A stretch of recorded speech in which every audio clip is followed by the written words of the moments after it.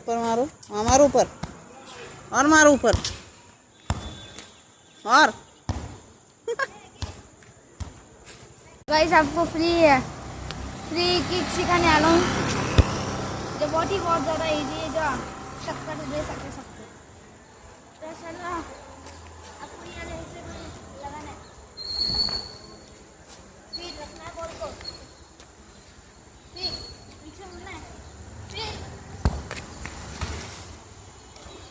ऐसा गोल कर पाओगे आप। जब आपने ये किया है तो आपको पहले बॉल को पीछे लेना है, फिर इधर आएगा, फिर ऊपर उठाना है,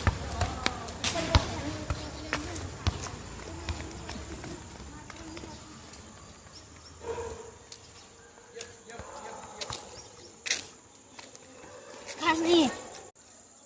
थैंक यू फॉर वॉचिंग, और देखेंगे हम लोग।